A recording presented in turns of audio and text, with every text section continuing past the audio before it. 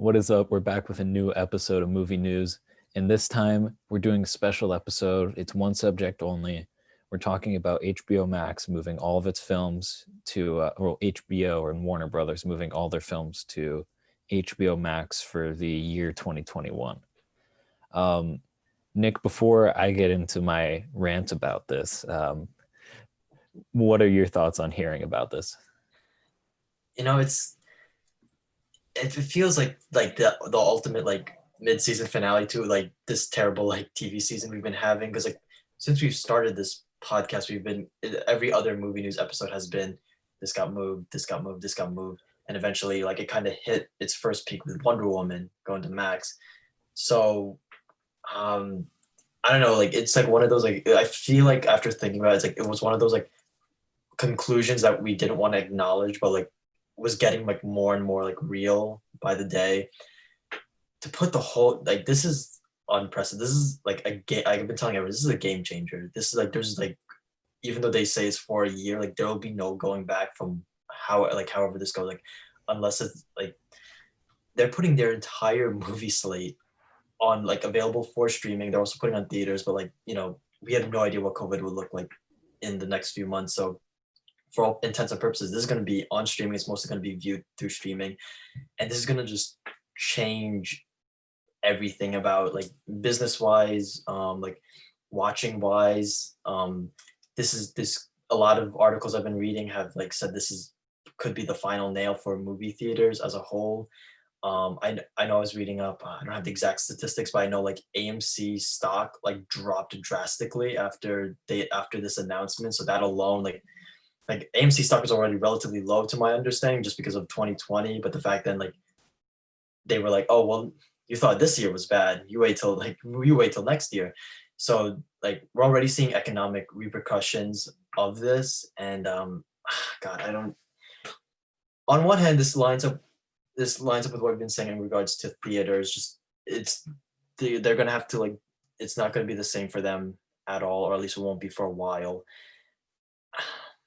Like is this the final like nail? I'm gonna stay optimistic and say no, in the sense that like people like you and me like still exist, like who still like want that theater experience. Like I feel like if this like the cinephile community and the wider public like I still think there's like a genuine desire to go to the theater. However, we've been in quarantine watching new stuff on streaming for a year now. We're going to be doing the same for the most part next year. Like I like there is the high chance that theaters could become like a niche thing for like cinephiles, only for the people like no longer will be like, hey, who wants to go to the theater? It'll be like, hey, who wants to come by my place and watch. Like the theater will now longer be like a niche thing. Like indie art house cinemas like Cinemapolis by our college. Like I don't know the state of it currently, but like that's probably never going to be seen again. At least like I don't know, like it's probably they're struggling more than like AMC because they're not a brand. Like it's probably I feel like at the most it's going to become like this niche thing, like depending on what how people adjust to it, because maybe they'll just be like a gradual move back to theaters, or maybe people will just be like, streaming's lit, I don't have to deal with like any issues at all, and they'll just like will just prefer to go back to it. Um, and yeah, that's just pretty much like on just a social economic level. Like, that seems to be like my reaction. Just this foregone conclusion that we didn't want to acknowledge, but we were slowly building to like every day that like COVID rates jumped up and down, and like schedules had to be rescheduled, and um, I don't know. Again, I'm gonna try and stay optimistic that the theater is such a singular experience that people will still go to it. But I also will acknowledge that like unlike say Broadway, like Broadway you only really have one venue for viewing the content. With Warner Brothers just open up a completely like really solidify this other avenue for viewing. So that could be like I said, game changing as we know it. As for the movies they released, I guess I can hold that off for right now. We can have like that could be a second part to the discussion, just because I've already said so much. And I want to hear your thoughts because I know you have plenty about them. So I'll taper off right now. Yeah, I mean, God, where to even start? Um, so yeah, you're talking about the shares for AMC, which dropped 16%, and Cinemark dropped 22% after this news. IMAX has also lost a ton of value in their market estimation just from hearing about this news. To me, it's understandable, yet it really rubs me the wrong way. Warner Brothers released Tenet in theaters, and it didn't do well. Let's be honest. It made maybe close to but not quite $400 million. It's probably a film that needed to make 550 to 600 to break even. That's a ton of money they lost. And I think they came to the realization that releasing films during the pandemic is going to be a financial loss. So as a studio, you're left with one of two options, right? You can either keep on pushing stuff back, and that interest, because remember, when you make a movie, you don't just have money in the bank, you're taking out loans because you use that money almost instantaneously. So those loans are just racking up price, and you can't pay them back. But there's another way to pay them back now. You have HBO Max. And if you can increase your subscriber base to, I can't remember what they wanted to, I think it's something like 70 million, right? These are at a $15 a month price point, which is much higher than any other streaming service except for Netflix. That if you can get people to subscribe up to like 70 million, you could be making a ton of money. I haven't done the math off my top of my head, but I mean, think about it this way. If you get to the number where you're making $1 billion a month off of streaming, right? Because HBO Max, it's not like a Disney Plus that costs $6.99 a month, where it's going to take a lot longer to get to that number. They're more than double the cost, so they need less than half the amount of people to get to the right number. And if you can have a streaming service that's making $1 billion a month and you're not licensing stuff, you can make a ton of money. So HBO and Warner Brothers and the whole company of Warner Media see this as an opportunity to test the waters of what they can do. So I don't think this is really because of COVID. I think this is under the guise of COVID, that they have an excuse that'll work to experiment like this with releasing on their streaming service and in theaters on the same day.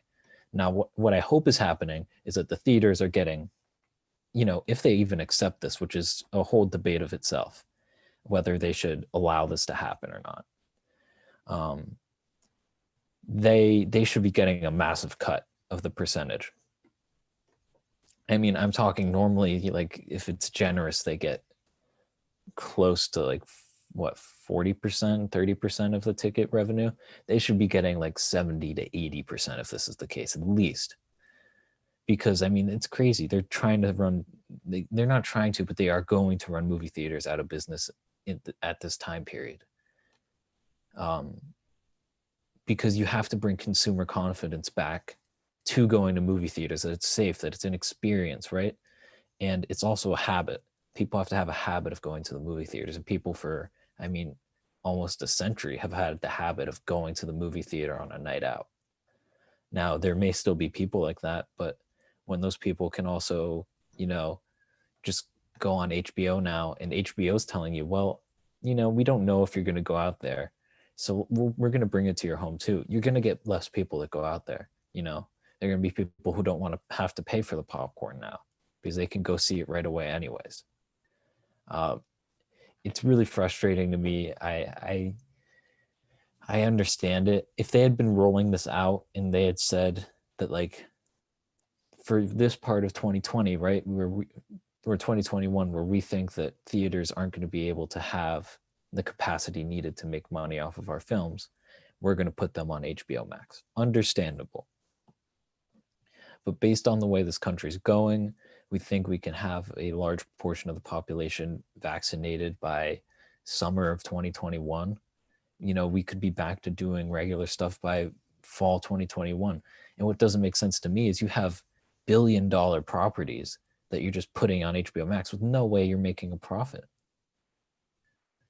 I mean, maybe you get close, right? Maybe you drive a subscriber base that's really good for you long term. Maybe if those what 30 something million HBO Max accounts that you have, and only 8.6 million subscribers have activated it. Maybe that goes up, right? Maybe you get more active users. But I see where it's going from HBO Max perspective, because that is very much the future, whether we like it or not. As much as I love the theatrical experience, the future is at least both, and that's the best case scenario. And the worst case scenario is, it's just streaming services. But I'm really hoping it doesn't go that way. I really hope that, people love going to the movies as much as, people like you and me do, who are film students and lovers of the industry. And I think they do, because I think it's a different experience. I think seeing a film like A Quiet Place, where everyone's absolutely silent around you, like that experience is something different than seeing it at home, where you can pause, where you can get up and get something to drink, when you can go on your phone and start texting. I think seeing an Avengers film where Yeah, all exactly. Like, do you know how lucky we were to watch both Infinity War and Endgame before all this? Can you imagine if it was stretched out into like now? It would not have been the same as like it would not have been the same like just event feel. And and then like no, 'cause since we now we're touching on like some of the specific movies, like I'm hoping things like Endgame and like Infinity War, just because like they were such big, huge communal experiences, like help kind of reinvigorate just a little bit, like how like you said, Quiet Place as well. Like again, you just can't replicate that at home unless you build like the best bunker you can, like just completely like wall, like sound system, everything. Like you're not going to be able to completely replicate just the ambiance of being there. And I don't know, I feel like just because like you said, like we could, let's say best case scenario, we have everyone, relatively a majority, we'll say that, vaccinated by summer 21. The question then becomes, or will people be comfortable? Because like I know like I've been talking with like my parents, like we could be all, my entire family could be like vaccinated by, let's say, January. Will we be comfortable like going to social gatherings? It's kind of like up in the air. Like so you have to like, I feel like um and like take into account like how many times they've moved Wonder Woman 84, how many times like they pushed well, not really Dune only really moved like once, but like the amount of times they've had to push certain movies, I feel like Warner Brothers just had to throw a big umbrella and say like, we're just gonna take up the entire year. If we do best case scenario and it's like June where everything is okay, knock on wood, I feel then they can start scaling things back. Whereas if they did a 6 month period, they were just gonna have to like, okay, well, we're past the 6 month period, so we're gonna have to keep pushing and pushing. I feel like like just to play devil's advocate for a quick right. second, at least a year gives them like an umbrella to like move and shift. Like that's why like in a way it worked out really well that the Batman got moved to 2022, Yeah. because that's a theater experience. I would not imagine seeing that on like my iPad or anything. Here's my take though on why they can't pull back. Is now you've promised your HBO Max subscribers that you're going to Right. put a year's worth of stuff, and people are going to subscribe based on that. Now, if people subscribe and then you take stuff off, it almost seems familiar to when people subscribed and then Harry Potter went off like the next 2 weeks later. Yeah. It rubs people the wrong way, and understandably so. If I subscribe to HBO Max under the idea that I'm going to be getting The Matrix, which I mean, I've never seen, but you know what I mean? That's a massive film. I'm going to be getting Dune, Suicide Squad. Suicide Squad, Uh, and a bunch of other films too. And then you say, well, actually, this isn't going too well. We're going to put Dune just back in theaters right. exclusively. It's Yeah. going to be like, well, I've been paying to see Dune on the same day it's in theaters, right? So now you're in a situation where if you go back, you look bad as a streaming service because you're promising stuff and then you're not actually giving it. And when people subscribe to a service, they're also funding that project. They're funding the next project that they want to Right. see. If I get a subscription in March, but the movie doesn't come out in May, it may be because I want it to be successful, right? I'm willing to spend my money so that the streaming service is successful and I can get more projects like the one I want to see and down the line. And it's just looking, I just think this is a decision where HBO, you know, if they go back, it's bad on them. And right now it looks bad the way it's cutting off theaters. But I also understand from a bottom line, streaming's the future. Look at what Disney's doing, reorganizing their whole company to focus on Disney Plus and streaming services, Hulu as well. That this is the future, and everyone is starting to recognize that, and they wanna be in that. In the heat of the moment, it's a kind of a damned if you do, damned if you don't type situation, because it's like you get, yeah, like you just said, you either risk just keep pushing off projects, hype dies down, or like you just have to keep refunding like new marketing, like what happened with Tenet, and then like you just have to keep kind of like waiting and wallowing in that, or you just bite the bullet and like you put it on streaming, so you do get everyone to see it, but you do at the cost of one, your box office revenue, two, the fact that there's going to be inevitably like 5 million different bootlegs once you put it on Right. streaming, and then you also, and then yeah, like you strike a major blow against your main presenting industry. Like this is a whole industry that has been like that's been close to flatlining this entire year, and so I don't know. It's, yeah, like in the way at the end of the day, it's like a damned if you do, damned if you. Like Warner Brothers did what they had to do for their own, I guess, like economic survival, even if that meant like just completely like just changing the rules of the game. It's, you know, what are you gonna do? Right. So let's talk a little bit from the theater perspective and what the theaters can do about this. So if you're a theater right now, the AMC, who is in the worst situation by far, and let me explain to you why. They came out with the A-list, right? Or their version of a monthly subscription to the movie theaters. Right. Where you bought this pass and you could see up to like 4 to 6 movies a month for basically the price of 2. But they got that. They got a significant amount of that money. And, you know, they bet on people not buying it and, you know, not going to more than 2 movies a month, so they make money. And basically they invested a ton of money in that. They invested a ton of money in, you know, renovating theaters. It was like $5 billion, which is a ton of money for movie theaters, because that's not like they make, I don't know how much money exactly they make in a year, but it's a lot. But 5 billion is a ton of money to be, you hit your max in debt and then you start making a profit off of your subscription to the A-list, AMC A-list. And then all of a sudden movie theaters are closed and you have a $5 billion debt, billion as it with a B, and basically you're just trying not to go under as much as possible because your costs are still there. You have to pay rent for the theater every month, but no one's coming in. So they're put in a situation where, you know, HBO Max is going to do this either way, with your permission or not. They'll just put it on HBO Max rather than put it in theaters if you make them make that choice. So AMC has no choice but to say, fine, if you want to do same day, we'll do same day. Like that, they don't have a choice. But when we talk about Cinemax, or Cinemark, which is part of, I believe Regal is part of Cinemark too. Mm-hmm. I believe so. I believe that's correct. It's a different situation. Now, I don't know what their financial situation is exactly, but I'm assuming it's not good, but not nearly as bad as AMC. I mean, if you're NATO, which is the national, it's like the theater organizations of North America, you have to really push it back against this, because this could be a death sentence if you let this happen.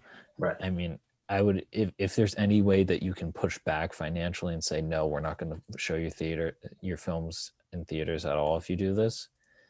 I mean, I think it's worth considering. I know these people are smarter than me and they'll come up with the best decision for their company, but you know, you got to at least get them to budge a little bit. Right. Yeah. I mean, it's it's just like a host like one is the way to like get it out to the public. The other one has the actual content that we'll be showing. It's like there is like you could argue like insert like there'll be like back and forth like who has like more like sway or whatnot. But I mean like I don't know. It's yeah they have to like at least I feel like fight for their own like survival just like a little bit like negotiate like get something like worked out just because I don't know. I don't know. Right. It's such a like just so much up in the air right now. And the problem is with negotiating, they have no leverage. The theaters, the theaters have no leverage over the studios. Mhm. Um, you know, HBO Max, they could be making $1 billion a month with a 66 million subscribers. $1 billion a month. Right. Now, you know, Wonder Woman may be $1 billion box office film, but if you can double your number of subscribers, you've all of a sudden made half of that, right? You've made 500 You're like million in new recruit people. subscribers. Right. And they're, you know, people who subscribe are more likely to just stay. There's no free trial on HBO Max anymore. They took that off so people wouldn't just watch Wonder Woman and then leave. Yeah. Um, or they said it was what was best for the company, which means they didn't want people to watch Wonder Woman Yeah. and run away. So, I mean, 33 million people joining HBO Max to watch Wonder Woman, to watch The Matrix, to watch Dune. I mean, that's very feasible. And you could get in a spot where it's like, you know what, that seems fair. And all of a sudden, those extra stream people who are watching your streaming service are paying for your loss at the movie theaters. Right. So it makes sense. I really hope the theaters don't crash and burn. They really just have to make it. You know, the real question is HBO Max the first of many dominoes and That's what yeah. other That's what I want services? yeah, that's what I wanted to bring up next, just because like looking at my watch list for 2021, as of this decision, more than like 50% of my films are now like available like for streaming, and there's only so few left for like theaters. So it's like, they follow suit? Will Warner Brothers remain like an outlier?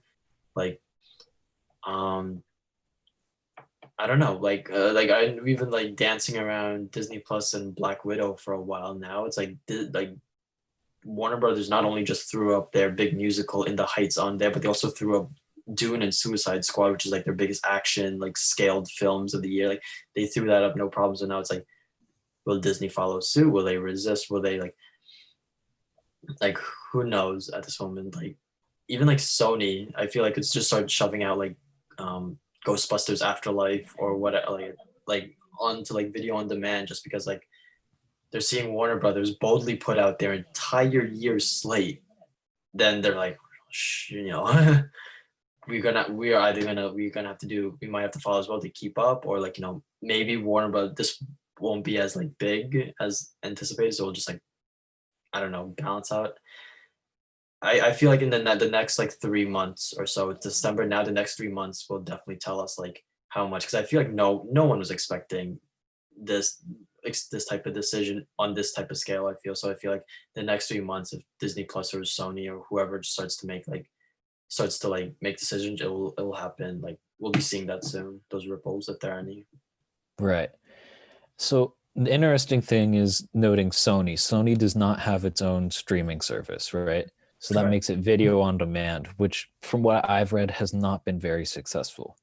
Mhm. You know, they released Trolls on demand. It made a lot of money, but you know, but relative to the cost of the film, it did not turn a profit or close. Right. Um, so I think with Sony, you're less likely to get that. Sony's more likely to sell their movies to another streaming service or just wait for it to be able to go in theaters like Bond. Mhm. Um, and then Disney's the big one, right? Now Disney's in a different situation, right? To get to $1 billion, they need a lot more subscribers with their current price point. Right. But there's also another thing. they have billion-dollar films from every direction. There was one year that they made like $6 billion off of their films, right? It's 29. It was literally last year, I Yeah, think. right. And I mean, you pump out 3 or 4 Marvel movies, you have $3 or $4 billion films, Hmm. and they're not going to make that on Disney Plus. You know, they make a lot of money on Disney Plus. They're not gaining that many viewers yet, um, who just watch that stuff. Hmm. But in theaters, you're getting $1 billion. You're getting repeat viewings. People are paying for repeat viewings. People don't pay for repeat viewings on a streaming service. You can just put it back on your TV again. Hmm. That's another thing with the theaters too, like with the same day release. A big thing for like comic book films is people going back and watching it again. That's how they make their money. Right. But why would I watch it again? I have HBO Max too. I'm just going to see it the second time on HBO Max from my house. I don't have to go to the theater. I mean, it's one of those things. But I think Disney is the next one to see where it goes. It hasn't announced what's happening with Black Widow. So I think Black Widow will be the tipping block. Is it Black Widow a one-time thing that Hmm. goes on Disney Plus, or do they really stick to it and say we're committed to releasing Black Widow in theaters? You know, because if that block falls, I mean, we may see everything fall. Yeah, exactly. Disney's all like, Disney's really the sole holdout right now. It depend what they do will either be like, will that'll be like the confirmation, like yay, nay, like that'll be it. It's just, again, the next 3 months, depending on what they do, if like, and I feel like they are like required to like do something of a kind, because it's not like they're not in some different state than Warner Brothers. They're still in the same world, dealing with the same things like they are. So whether they resist or whether they just like, they're like, well, this seems to be, this is the way, then we see what happens.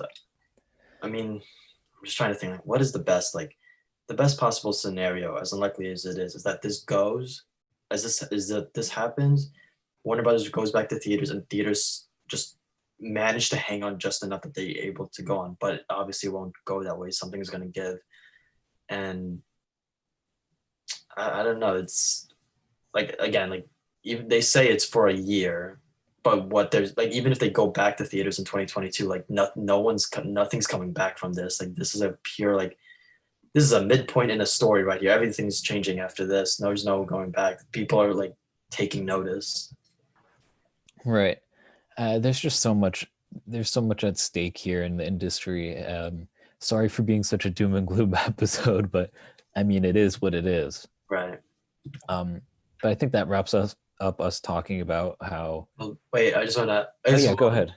maybe try and add on like one more thing. Like, what are some of like the movies that like you will be like, give or take, like I'll be okay seeing this on streaming, or what are the ones that are like, I'm going to the theater, and like, regardless of who or what is there to stop me, like I'm gonna try and get to the theater. Like, what are your like few movies on? Ooh. There's no way I'm not seeing Dune in theater. Mm.